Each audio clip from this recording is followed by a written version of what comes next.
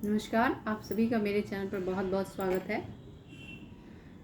कल राखी है तो आप लोगों को राखी की ढेर सारी शुभकामनाएं। आज मैं आप लोगों को राखी से संबंधित एक कहानी सुनाने जा रही हूँ जो सच्ची घटना पर आधारित है। मिथिलांचल के एक गांव में एक किसान रहता था। उसकी कोई संतान नहीं थी। वो दिन रात पूजा पाठ करवाता था एक संतान के लिए। शादी की 12 वर्षों बाद काफ़ी पूजा पाठ करवाने के बाद उसके घर में एक कन्या का जन्म होता है। किसान उस कन्या का नाम लक्ष्मी रखता है। लक्ष्मी सही में किसान के लिए लक्ष्मी साबित हुई। लक्ष्मी के जन्म के कुछ ही वर्षों बाद किसान के घर में 3 पुत्रों की प्राप्ति हुई। किसान की घर की हालत सुधर गई। धीरे धीरे किसान का समय बदलता गया। इधर लक्ष्मी बड़ी होने लगी। लक्ष्मी को सब बहुत ही प्यार करते थे। लक्ष्मी बहुत ही सुशील और धार्मिक प्रवृत्ति की थी। वो बचपन से ही पूजा पाठ करती थी। लक्ष्मी अपनी भाइयों की बहन कम और माँ ज़्यादा थी। वो अपने तीनों भाइयों का ख्याल माँ जैसी रखती थी। धीरे धीरे समय बीतता गया। लक्ष्मी बड़ी हो गई, विवाह योग्य हो गई। लक्ष्मी के पिताजी लक्ष्मी के लिए एक अच्छा घर परिवार ढूंढने लगे। काफ़ी ढूंढने के बाद लक्ष्मी के लिए कुछ दिन बाद लक्ष्मी के लिए बहुत ही अच्छा घर परिवार मिल गया। लक्ष्मी की शादी एक बहुत ही ऊंच कुल खानदान में एक काफ़ी पढ़ा लिखा इंसान से हो गई।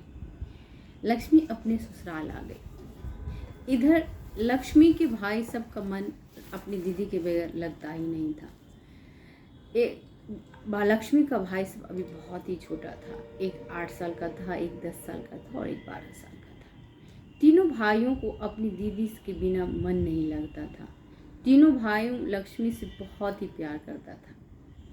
लक्ष्मी अपने भाइयों को बहुत प्यार करती थी। उसका भी ध्यान अपने मायके में ही लगा रहता था। तीनों भाई एक एक करके अक्सर लक्ष्मी से मिलने आता रहता था। लक्ष्मी का ससुराल बहुत ही धनी था। लक्ष्मी का पति भी बहुत ही समझदार और पढ़ा लिखा व्यवहारिक व्यक्ति था।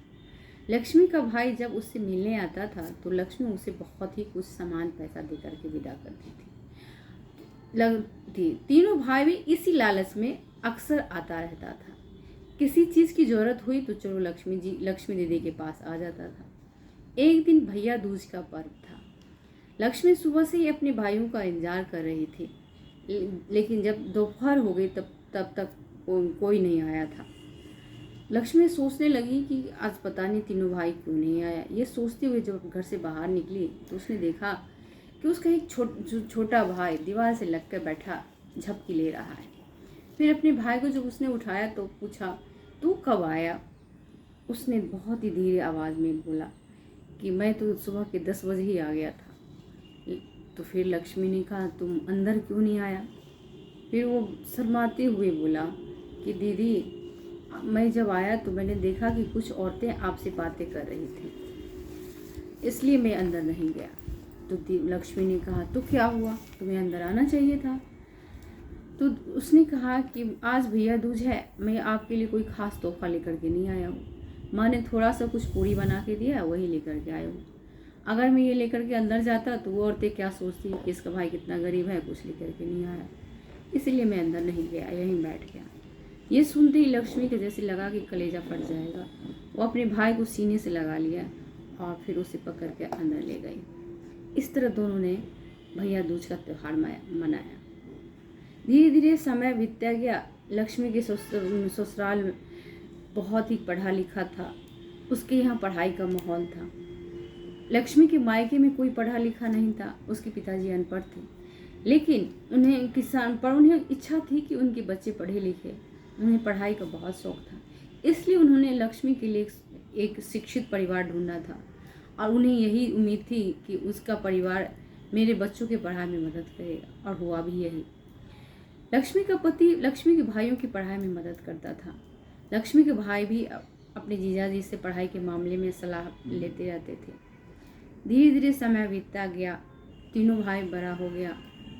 तीनों भाई पढ़ लिख करके एक सरकारी अफसर बन गया और तीनों की शादी भी हो गई। इधर लक्ष्मी भी 4 बच्चों की माँ हो गई। समय पंख लगा के उड़ता गया। लक्ष्मी के बच्चे बड़े हो रहे थे, सब कुछ ठीक ठाक चल रहा था। अचानक समय ने करवट ली। लक्ष्मी का पति बीमार रहने लगा। उसकी घर की आर्थिक स्थिति खराब होने लगी। चारों बच्चों की पढ़ाई लिखाई और खाना खर्चा चलाना मुश्किल हो गया। अब लक्ष्मी को जरूरत पड़ने पर वो अपने मायके चली जाती और वहाँ से कुछ जुगाड़ करके ले आती थी। तीनों के बच्चों के कैरियर का सवाल था। उसे भी किसी ऐसी व्यक्ति की तलाश थी जो उसके बच्चों की पढ़ाई में मदद करे। पर अपने भाइयों से मदद मांगती तो वो धीरे धीरे हर समय समय पर अपने भाइयों से मदद मांगती थी। धीरे धीरे उसके भाई उससे किनारा करने लगे। अब लक्ष्मी के मायके आना किसी को पसंद नहीं आ रहा था। अब सब यही सोचते कि लक्ष्मी यहाँ नहीं आए तो ही अच्छा है।